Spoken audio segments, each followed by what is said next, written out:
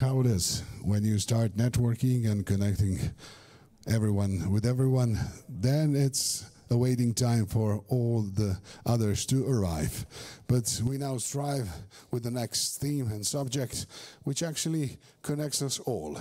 We'll be now talking about the mother continent. They say that we all started over there, no matter where we live in the world, and now we're going to talk about Africa as a big potential.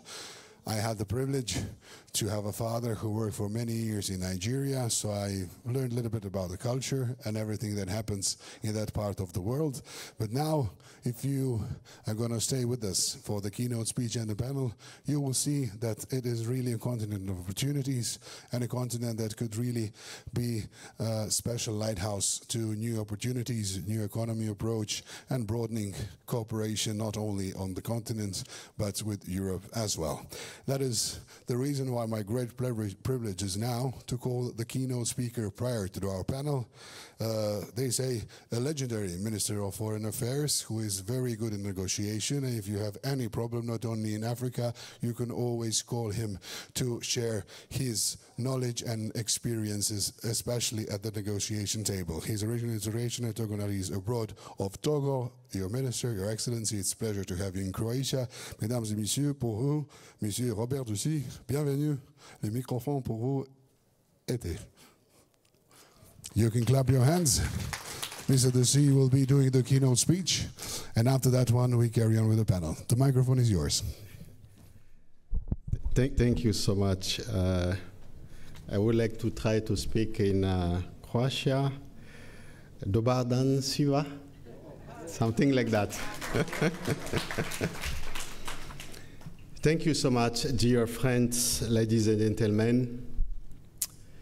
In a meeting of this kind, many are used to talking about Africa without Africa, or even in the absence of Africa.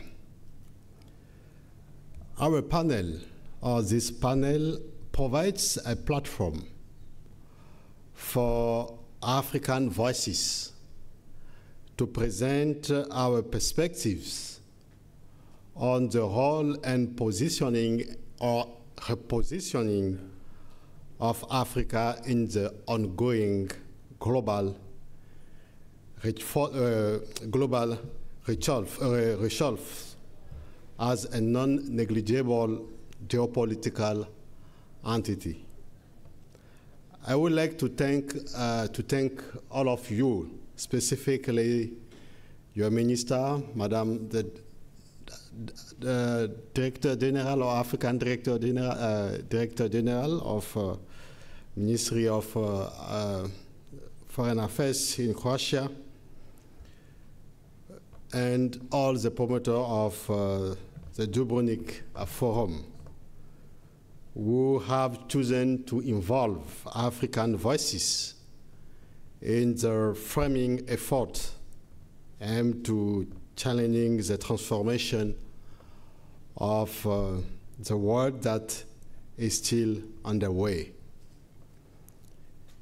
Channeling efforts, I hope, will help guide the world toward greater justice, respect among people, equality, and co-responsibility. Dear friends, while the world is in the midst of transformation, I would like to be sincere and frank with you, because as you know yourself, in Africa, we are very open in our continent. We are sincere. Everyone is our friend, our brothers and our sisters. The sincerity is clear. Africa no longer wants to let a destiny decided elsewhere be imposed on it. In Africa right now, the new vision what we are sharing is to be ourselves, is to decide for self for our own continent and our countries. Africa has for some time shown the desire to be at the center of its own decision, to self-determination, to speak for itself, and to bring its own voice freely and independently on the international stage. Yesterday, people spoke on our behalf without even being mandated. The Africa of our time intends to speak its own name and definitely leave the status of adjustment variable on the international scene. This is a qualitative development that should persuade Africans' partners to move towards a renewed partnership within the framework of renewed global cooperation based on new foundation. Not long ago, we held the third ministerial conference of the African Political Alliance. African Political Alliance is a new, but it's not an organization, it's a new movement. Took place 3 years ago in Lomé. If you don't know Lomé is the best capital of Africa, the capital of my country, Togo. The theme was Africa's place in the changing world, challenges of a strategic and diplomatic repositioning. This conference, one of among many others, was an opportunity for us, African countries, to revisit in the current context the legitimate question of Africans' place and role in the world. In the question of Africans' place and repositioning arises, it's because the place and position that the continent occupies on the international scene are becoming unacceptable. Those whose origins go back in part of the Berlin Conference in the late 19th century and mean that Africa is often called upon to take a stand for or on sides on major international issues. Our objective is to get out on this unacceptable position more than 60 years after our independence and to get rid of the traditional checklist. The desire of Africa today is to get rid of the legacies of the Berlin Conference, is to get rid of 80 years of exclusion and underrepresentativity in global governance, is to get rid of an iniquitous international system that is struggling to reform itself, yet which is condemned to reform itself in order to once again deserve the confidence of the peoples of the world, those of Africa in particular. I would like to be frank again with you. Africa cannot remain on the sidelines of the major decision that structure the world order.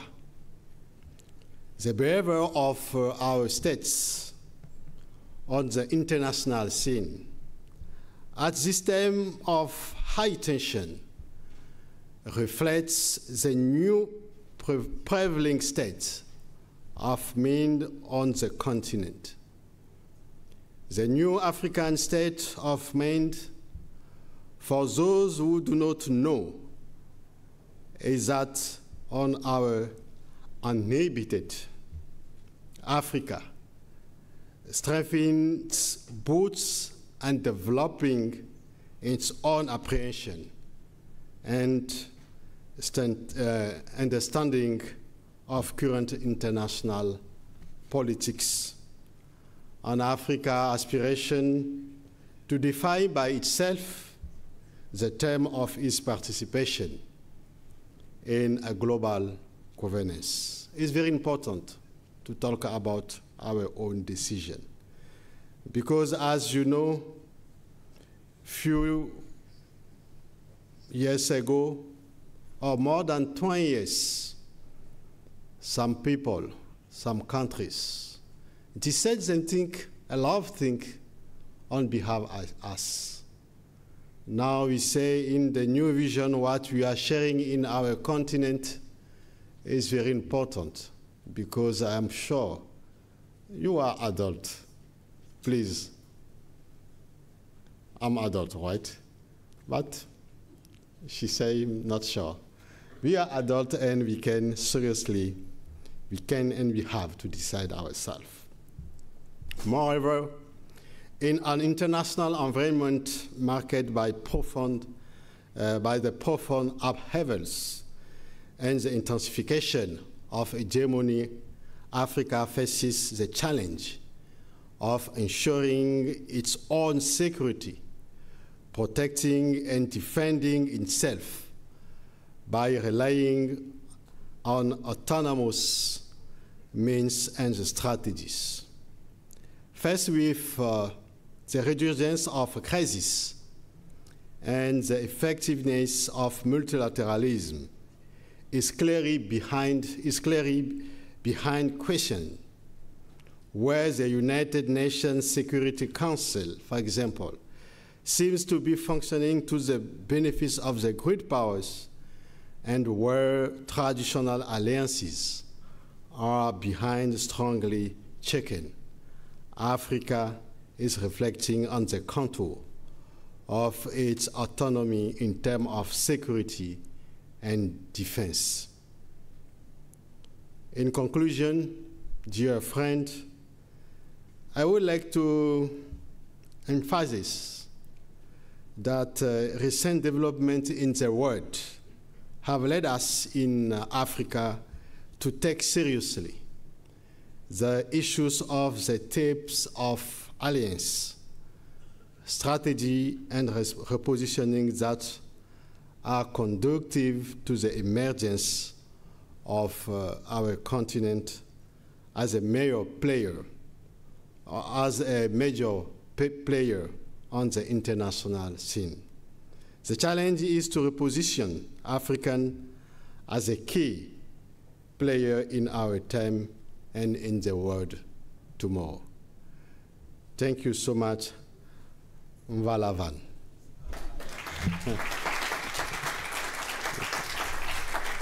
Merci à vous, ministre. Thanks for joining us, for learning Croatian as well. That's how you do it properly. The seat is yours. You'll be a part of the panel, but everybody was listening now, and they'll probably wait for just a question or two for you to confirm. But I now will call all the colleagues of the panel, ladies and gentlemen. So if you're still with us, clap your hands for our next guest of the panel, Michael Sarr, advisor of the President of the Senegal. Bonjour, bienvenue. Oh, so it's a senior advisor. I apologize. This is what I got, so I sincerely apologize. Okay. So that has to be changed in the agenda. I will be calling now also the Siraj Rashid, the Director General of the Ministry of Foreign Affairs Ethiopia, to join us. The seat awaits for you. Welcome to Croatia. Thanks for joining us. I call Tatjana Holovojeva, Director General of the United Nations Office at Geneva. Dobre požalstvujte. We have also Linda Sanchez joining us as a representative of the US Congress from the NCNA. Hello, nice to have you. I now call Antonio Gomes, Deputy Director of the Financial and Enterprise Affairs of OECD. Benvindo. And for the end, Max Primorac, Margaret Thatcher Center for Freedom, Heritage Foundation. They say he knows this part of the world because his ancestors were nearby. And there is also one lovely lady who will be joining you for the panel. She will be asking all the questions, my dear colleague for the Croatian Radio Television. I bring you your moderator, ladies and gentlemen, with us today, Tamara Markovic.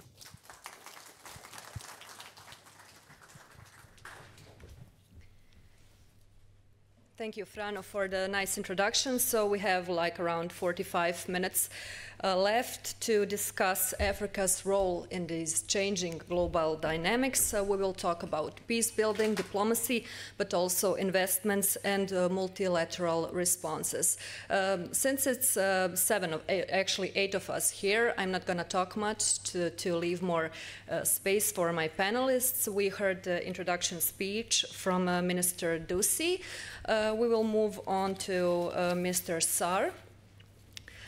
So, Mr. Sar, we heard Togo's position about Africa in this changing global environment. What is Senegal's position on Africa in this global reshuffle? We see many also wars, conflicts, but also a mineral race also in Africa. What are currently the risks and the opportunities?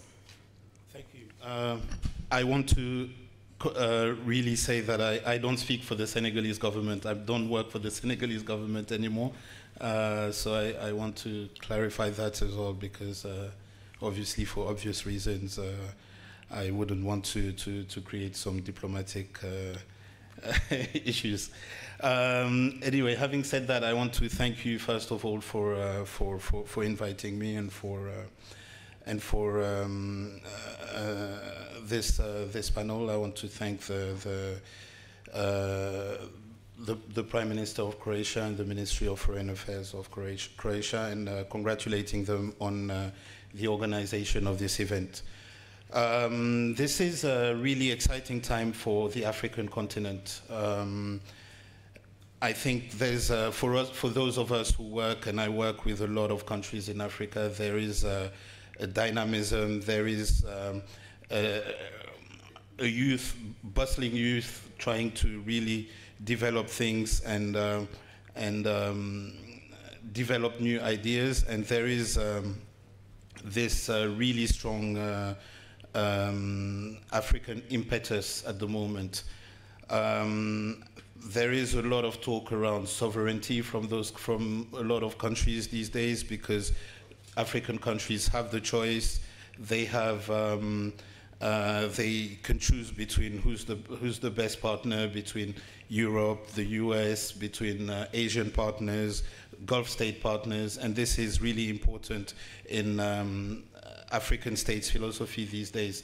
And it's important to understand that, because the idea of African countries is really to build bridges between the continent and traditional partners, but also new partners. And it's important to understand that dynamism that's going on at the moment for every country to really find its place as a partner of African countries rather than a foe, as it has become in certain geographies.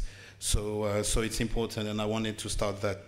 And I think it's also like a good opportunity to really showcase what is going on in Africa. In terms of first of all, the challenges, right, that Africa is facing, I think it's important to put into context that Africa is a continent with 54 countries, but at the same time, it's got some common challenges that it's trying to grapple with. There is a major debt crisis at the moment, and public finance is a big issue in Africa, especially after COVID. You have over 20 countries that are at a serious risk of being in serious debt distress, even debt default. You also have 11% of revenue of government across sub-Saharan Africa that is taken up by debt reimbursements. So these are issues, and these are 11% that you cannot invest in key social programs that Africa needs. It's got a very young population that needs jobs, that needs opportunities, and if you don't invest in those young people, then they become a time bomb, and the demography becomes not an opportunity, but an actual challenge that you have to meet. There is aid retrenchment as well. It is calculated that about 1.2 billion US dollars will be taken away from special social programs in Africa as a result of USAID moving away from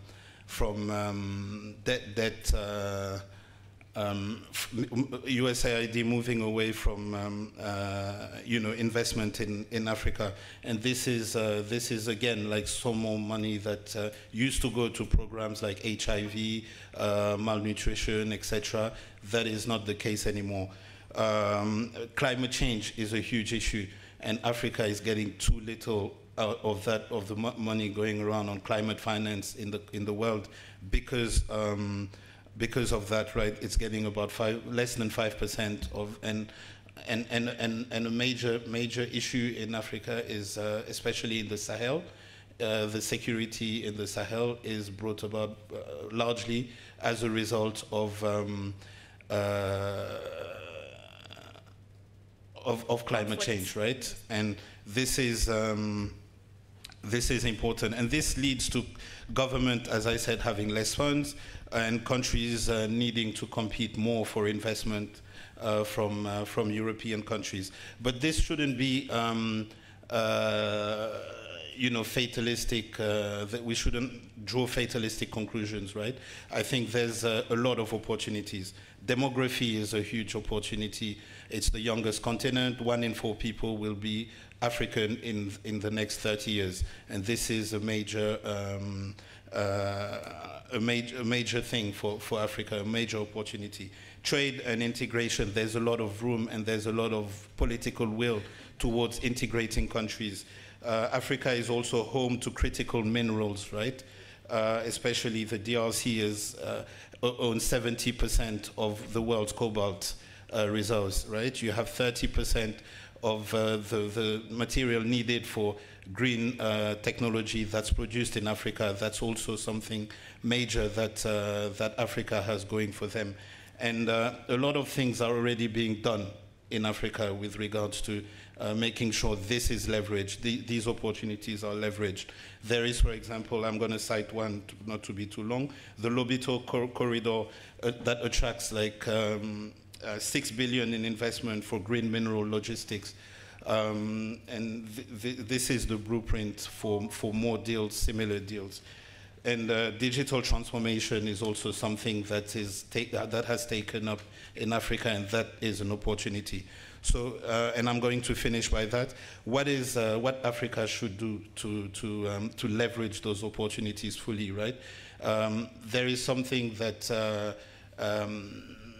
at TBI, for example, the Tony Blair Institute, we call Africa First strategy, right? It is Africa setting its own agenda to be able to build local and regional value chains, to especially in sectors like agriculture, mining, pharmaceuticals, and to build data as well and digital infrastructure, as well as to train young people. The idea is not just to train people in traditional studies, but it's also to train people and upskill people, young people, in for the jobs of the future, right? AI, clean energy, all these things that will employ people in the future, so that Africa is ready to fully leverage the changes that are going on. I'm going to stop here, and I'm happy to conduct some follow-up later. We will come to you back later. When we talk about investment, I have recently read a prediction that says that until 2050, Africa is supposed to have 2.5 billion of residents, which creates a huge market. We have here with us a representative of the OECD, Mr. Gomez. You recently participated in the fourth Financing for Development conference in Sevilla. And also in the latest OECD Global Debt Report, you said that developing local capital markets is critical to close the investment gap. So how is OECD supporting African needs in that process? Thank you very much, Tamara. And I also want to thank the government of Croatia for the kind invitation to participate in this Dubrovnik forum. It's a real pleasure to be here. I wanted to start by saying, because we heard the Minister of Foreign Affairs of Togo, and of course he said that people shouldn't be talking on Africa's behalf. And I want to start by saying how important it is for the OECD that the work that we're doing with Africa is a partnership with Africa. And it's a partnership with Africa on equal footing. And there's a lot to learn and a lot of value it's mutually beneficial, let's say, to have this partnership, this strong partnership between the OECD and the African countries, the African regions, and also the continent as a whole, and also the African Union Commission. I wanted to start by saying that one of the areas that we've been looking at a lot is the development of local capital markets, and as a way to improve sustainable development, also to face the climate challenge that we have, and also the biodiversity challenge that we have. And what we see is that in Africa, capital markets are relatively underutilized and underdeveloped. And this reality actually contrasts with other emerging markets and developing economies, notably in Asia, where market-based financing has had a considerable growth in the past 2 decades. If we look at the World Bank Enterprise Survey, for example, they identify access to finance as one of the biggest obstacles to business in Africa. And the underdevelopment of African capital markets is really holding back growth. And we need to see this in the context, and we saw Maya Korsar just mentioning, in a context of declining ODA, in a context of public debt sustainability challenges, in a constant context of increasing debt servicing costs, developing local capital markets becomes even more important. And the OECD has recently published a policy brief in the context of FFD4, precisely of the UN Financing for Development conference in Seville, on supporting EMDs in developing their local capital markets. And this policy brief is a long brief. It highlights 8 priority reform areas, but I just wanted to mention 3, but of course I encourage you all to read the full paper. The first one is the need for a transparent corporate governance regime, and this is essential to build trust. And here the G20 OECD principles on corporate governance set the global standard. The second one is a greater retail investor participation, and to achieve this we need financial consumer protection, we need financial literacy, and the standards of the OECD on the G20 OECD high-level principles on financial consumer protection and the recommendation on financial literacy are also important. And thirdly, the inclusion of MSMEs and startups.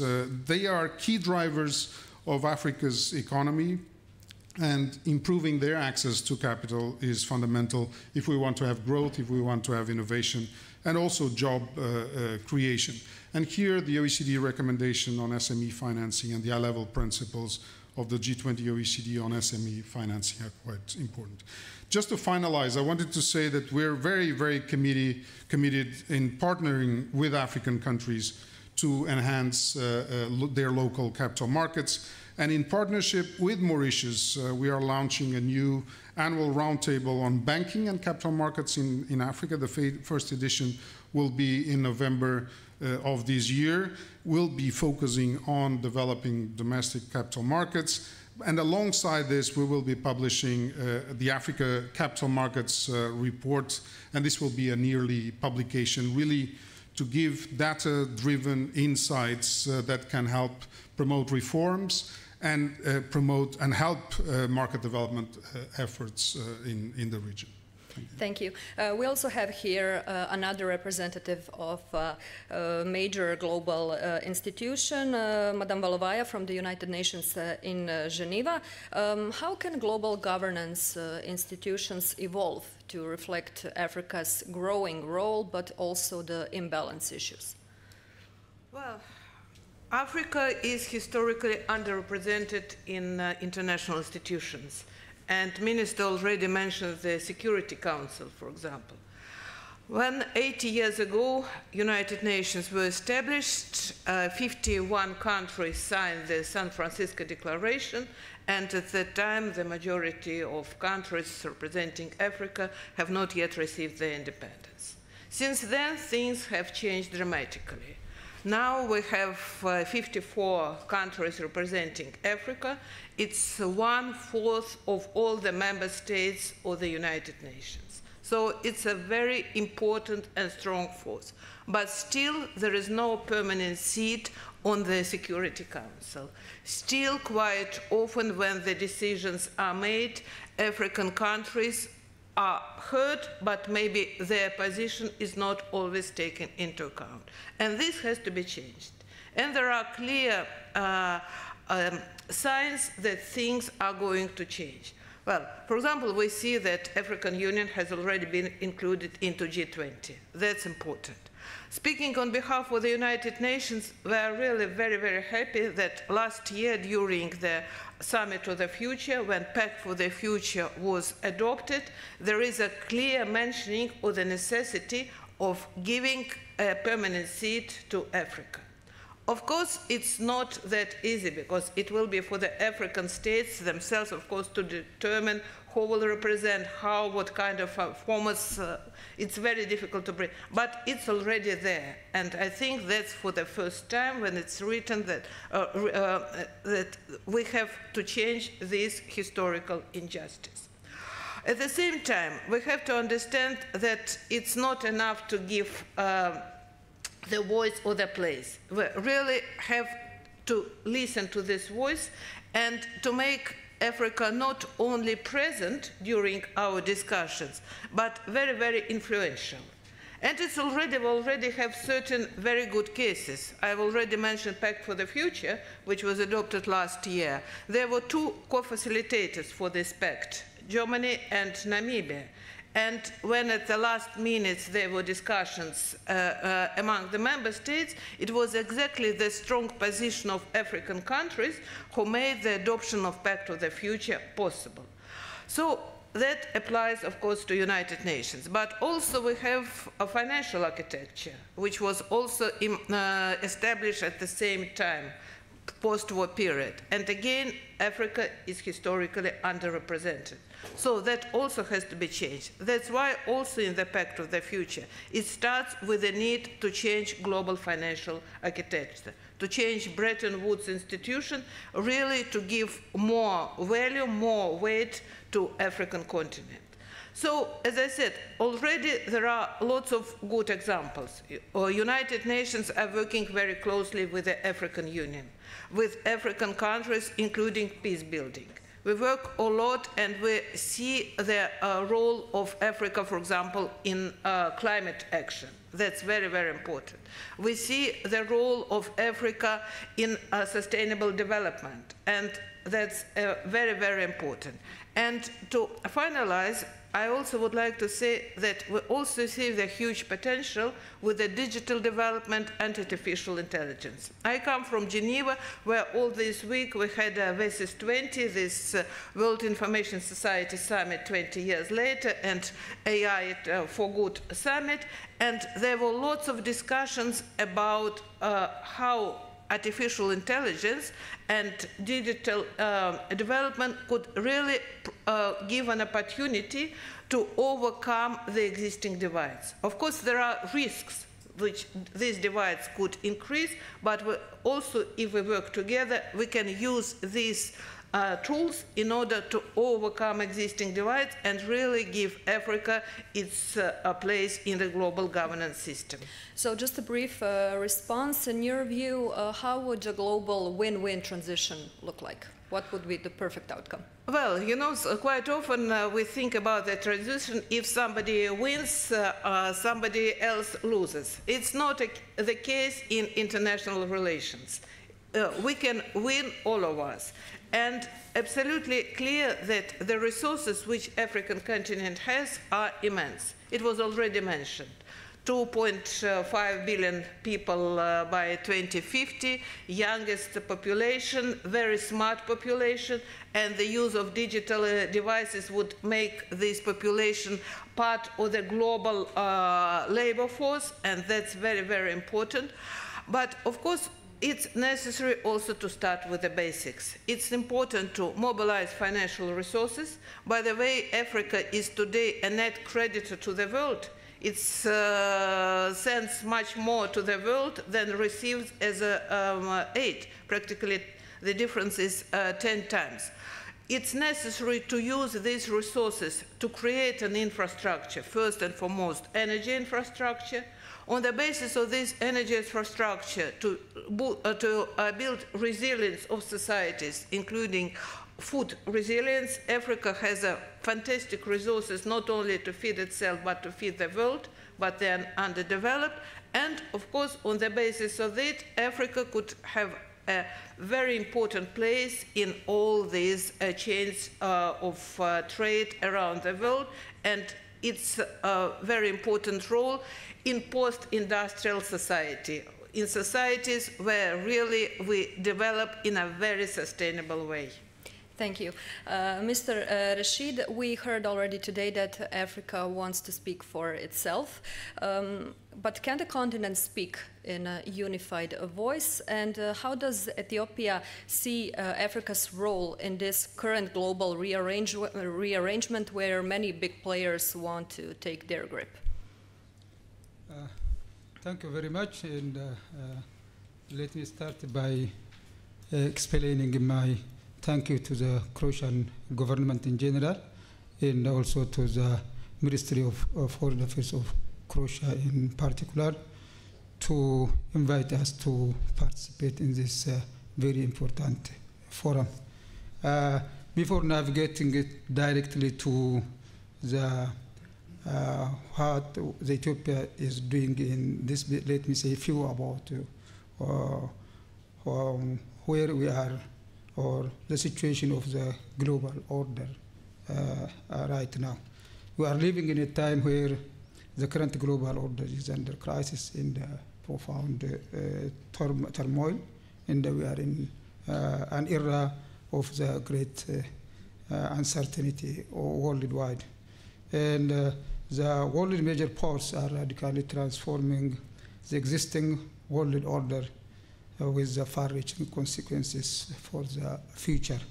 And the driver of these changes are diverse, and understanding of this force is imperative for the global leaders and policymakers.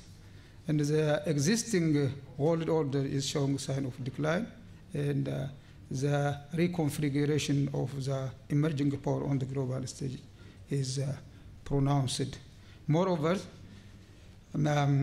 some countries' economic crisis and military power are other potent factors responsible for the world change in the current balance of power.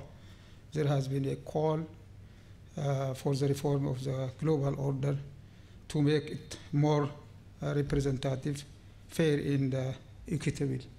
And Africa has, as my colleague said, for long fought for its right place in the global system.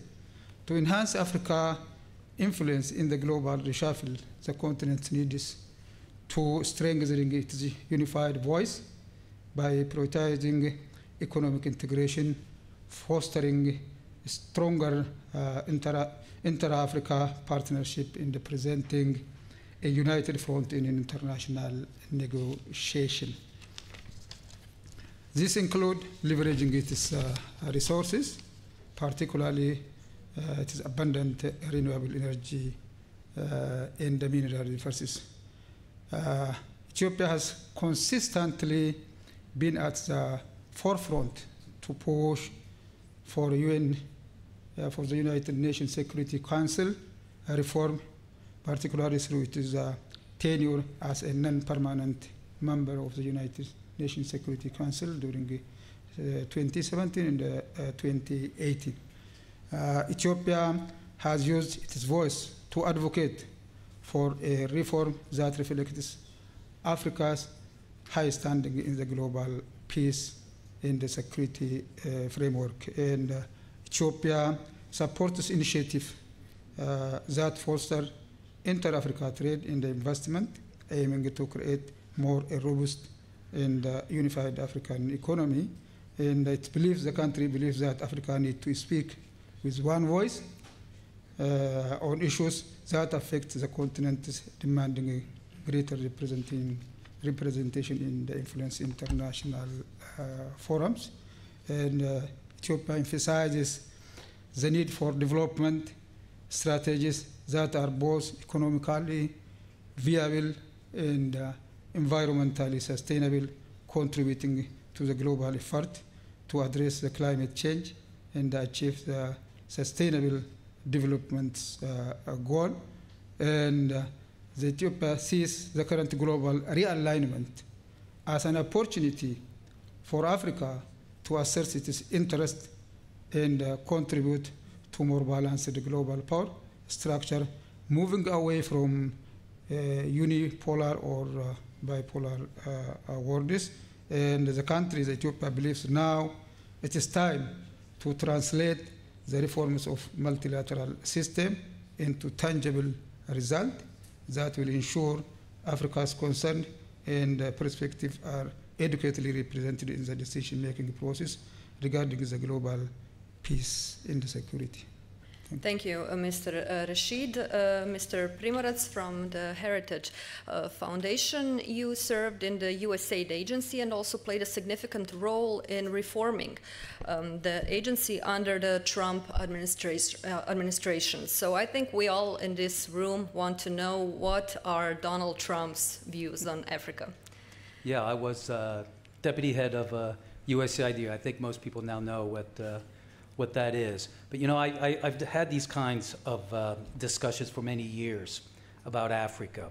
It always starts with the great opportunities that Africa has. And it's true, but we keep saying that year after year. And that doesn't mean that what we're doing doesn't work, obviously. I spent tens of billions of dollars during the course of my career at Aid and State Department, and it's just not working. But there might be an opportunity now that's new, and that is if we can radically break Africa's dependency on foreign aid. And that is a mental shift that has to occur not only among African leaders, but also in Europe and the United States. And I think it is happening by fact. It's not only the United States that's cutting back tremendously, it's also Europe, but a recognition that foreign aid, you don't get rich from foreign aid, other than those in the West who do foreign aid, international NGOs and all, in that it's not governments that create wealth, newsflash, it's the private sector that creates wealth. And I get very frustrated when even today there's all these development conversations about raising money for transfers of billions of dollars, whether it's the debt issue, whether it's climate and all these things. It won't work. We can spend as much money as we want. We spend hundreds of billions over the course of decades. It's not working. But through the global gateway that the EU is doing, and certainly the Brits under a socialist government, and now in the Trump administration, although we started this in the last Trump administration with Prosper Africa, is understanding that you increase trade, you increase investment, you will create wealth in these countries. Because when people from Africa come to the United States, they do the best out of any ethnic group in the United States. They do the best. They're obviously very, very talented. And when I look at the Trump administration now, I'm really excited about the prospects of it. President Trump has taken Africa seriously personally. He named as his special representative a family member who's a Nigerian American. And one of the very first acts of the administration was to move forward with a $5 billion soft loan, an Exim Bank loan, to Total to expand the LNG terminal in Mozambique. I had visited Mozambique just last fall. I like it because there's a very strong transatlantic element to it. The Trump administration giving a French company a $5 billion loan to help build the capacity of Mozambique to export something that will earn it a tremendous amount of money. We've seen just a few days ago, for instance, President Trump having lunch with 5 members, 5 presidents of Africa, including one from Senegal. It was a very long lunch, but that came on the heels of a U.S.-Africa business conference that was held in Angola. It was the largest response ever. $2.5 billion of deals were signed. That's really a small amount, but when you look at the totality of what the administration wants to do, they're looking at massive amounts of investment into the country, especially because of the critical minerals. And I heard earlier lamentations about the lack of global peace. And out of the blue, without much talking, you had the U.S. government hopefully end this conflict, 30-year conflict between the Democratic Republic of Congo and Rwanda. You know, hats off to Rwanda. They're doing great things to attract a lot of foreign investment. And here you have DRC, tremendous potential. But there's been war, millions of people being killed. The scale is tremendous. When I was at USAID, I had to deal with 2 Ebola breakouts. And the biggest fear that you have is if you fail, it's going to get out into the rest of the world. What was the biggest obstacle that we had? It was the conflict. But tied to it was a strategic commerce-driven plan to try to bring Western investments into the DRC, and the Libido corridor was mentioned earlier. U.S. has just put more money into it. But the money, the government money that we're deploying is in order to mobilize a much more massive amount of capital, of private capital, which is in the trillions. Many talk about strategic competition with China.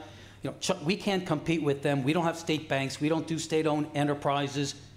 Can they compete with our capital markets? Can they compete with the free world's capital markets? No way, they can't. And so I think what we're seeing in the United States, at least a continuation of what we were doing in the first Trump administration, is using capital to provide the kind of opportunities in Africa that is more equal in terms of partnerships. With foreign aid came a lot of strings attached, including attacks on their traditional values. That's not equal partnership. That's not mutual respect. But when you have a business relationship, that's what both sides want. Both sides benefit. So if we can continue this radical break from dependency on foreign aid that keeps countries poor, and move it towards what we know creates wealth, whether it's in the United States, Europe, or Africa, I think we're going to have a really big positive change. But how to go from aid to trade, maybe in some countries with weaker institutions? Well, we're not cutting, contrary to journalist reports, we're not cutting aid, all of it. That's not happening. We're actually putting it into the State Department so that aid becomes a tool of foreign policy. And the foreign policy of this administration is commerce-driven. So there will be continued assistance on humanitarian issues, on HIV/AIDS. It's going to be less. Countries in Africa have to take more ownership, and that means financial ownership. I think we have to ignore funding things through international NGOs and other multilaterals that cost a lot of money, and work with the churches locally and other local organizations. That's something that has strong bipartisan support in the United States. But I think the emphasis, and I think you're going to see an accelerated emphasis, is on bringing a lot of capital to Africa because it has so much to offer. Thank you. Congresswoman Sanchez, we would like to hear your perspective on this. As the lead Democrat of the Trade Subcommittee on the Ways and Means Committee, how do you see Trump's trade policies impacting the world economic order and especially Africa? Sure. Well, I'm going to begin by saying that I don't agree with President Trump's trade policies. Not everybody, pardon me. Not everybody in the United States does, because he's using trade policy as a weapon in a very dangerous zero-sum game where he is trying to maximize U.S. exports and minimize imports by any means possible. And exploiting your friends and allies for every penny that you can is not in the United States' long-term interests, and it weakens the trust that we have had with our historic allies. And so I don't think that it's a sustainable path for our president to pursue. It risks some really serious consequences because trust among allies and friends is essential for security, for economic prosperity. And so when you undermine that trust, it has very far-reaching consequences. And I think that African countries, alongside with the rest of the world, are paying very close attention to what Trump is doing with trade. And they're trying to figure out, essentially, what is the end game for trade. Because there is a lot of potential in Africa. We see that the demographics in Africa are very positive. We see a lot of initiative in Africa. But we need to work with African countries to try to help create stronger ties with trade. We have AGOA, which is coming up which is due to expire in September of this year. And I think there is a lot of bipartisan interest in modernizing AGOA, making some changes to it, but I hope that there is enough will to extend AGOA so that we can, continue to try to lift up Africa's economies through trade. But some of the disinvestment that we see in Africa with respect to PEPFAR and HIV/AIDS, which have been very successful programs, I might add, and the disinvestments in nutrition assistance doesn't bode well. And I worry about that gap because you can't have prosperous countries where you have hunger, and you can't have prosperous countries where you have disease. So I'm going to disagree with the other panelists and say that I don't think that it's wise for us to be making those disinvestments at a time when Africa really has potential, and we should be working more with them to try to help them sustain and grow.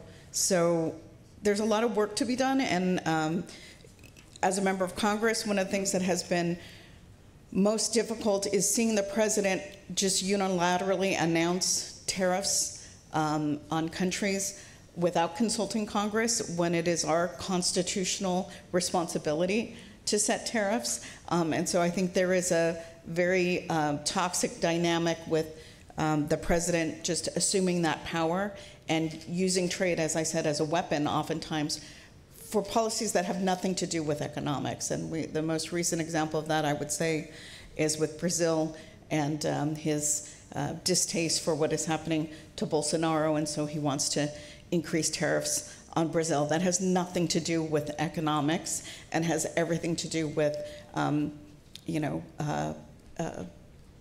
petty vendettas or perceived insults against people that Trump likes.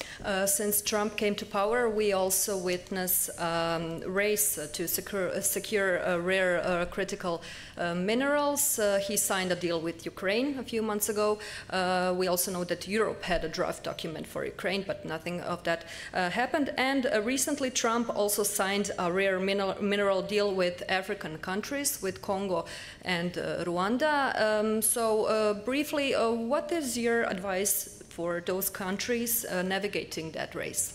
Yeah, so critical minerals obviously are necessary for the new energy of the future, renewable energies, cleaner energies. There is huge potential because Africa is very rich in resources. But I would caution people that mining these minerals is a very dangerous, oftentimes very fraught enterprise, and we have to ensure that in our rush to secure these minerals, we are not allowing the oppression of certain people. There still remain some issues with child labor, with slavery in some instances. And so to African countries, I would say, make sure that in these agreements, there is going to be assurances that you will be able to raise the standard of living for the people that are working in these sectors and provide the kinds of protections, health and safety protections that they need in order for the local population to also benefit from those agreements. Madam Sanchez, thank you. We have 7 more minutes left. Coming back again to you, Minister Ducy. So if you can answer shortly, and then we will do like a final wrap-up with conclusions. So Togo is known for maintaining dialogue with both Western and non-Western partners. How are you keeping that in balance in these current geopolitical tensions? Thank you so much. But in Togo, we are discussing with everyone. So we are not in left or not in right. So as you know, Togo is an African country, so we are open. We are discussing with everyone. We have a dialogue with with all our partners.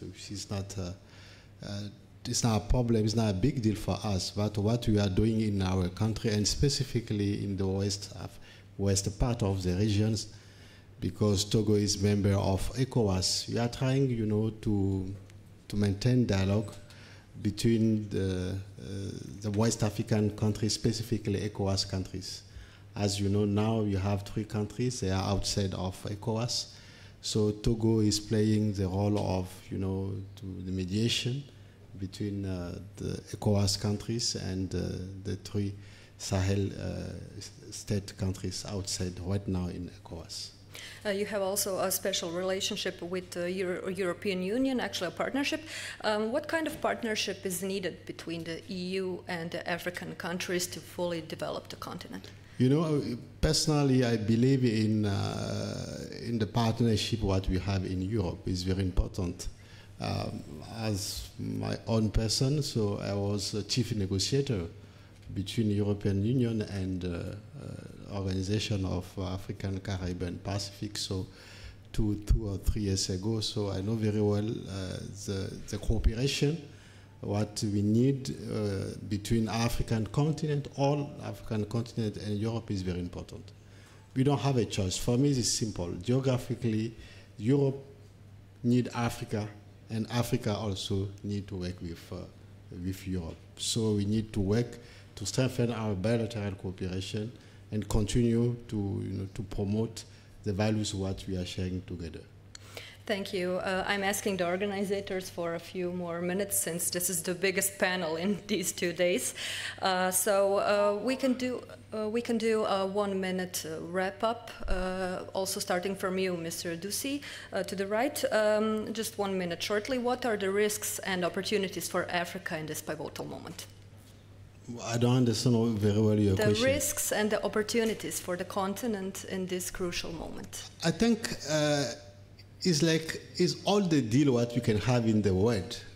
Now we have to discuss win-win.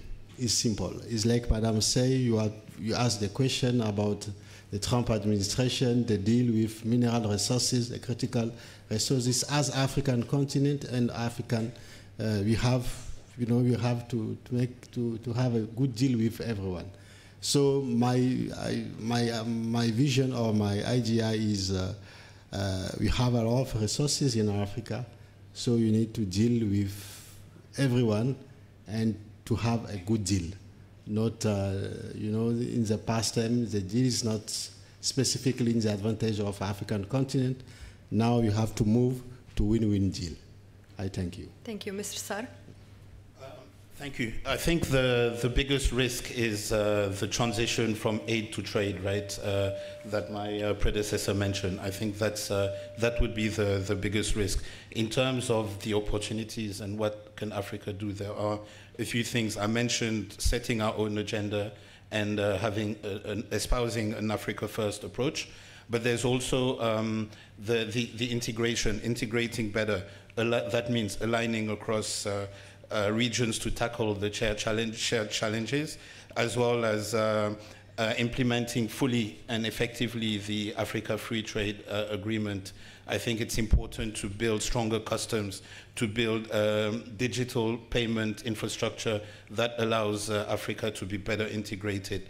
The second thing is speaking from a coordinated position and making sure Africans work in regional and continent-wise issues and speak from a single voice. And the last thing I will mention is also rebuilding the individual country capacity, because this is something that has been unpicked with the state having been unpicked over the last 40 years. It's important to rebuild those capacities in order to bridge the gap between the ideas, the strategies, and the actual delivery that impacts on citizens. It's important because that's how you knit everything else together. Thank you. Mr. Rashid, your final words. Thank you. The risk is if we see each other as Africa and the other parties as a receiver in something that is going to give us as a donor, and we are not dealing as two entities together on the issues, and we want not also excluding Africa on the issues that is belongs to us. As the minister already said, we want to decide on our fate, not somebody decide on our fate and marginalize Africa. Africa is no anymore wants to be marginalized. It is a continent of opportunity, and a continent of young population. It's a continent of vast natural resources, and we want to deal as with the cooperation, with the friendly, rather than sending some issues that belongs to us. And I believe nowadays, and all entities, including the United Nations Security, it is in the forms reform itself. And if we represent it on the issue of that belongs to us proportionally, and within a short time, definitely Africa becoming to be not only for itself, but also to contribute for the development, for the shaping of the world and the UN security and the others entity like World Bank, IMF, and our World Trade. Thank you, Mr. Rashid, for your insights. Madame Valvaya. I would like also to comment on this aid to trade dilemma.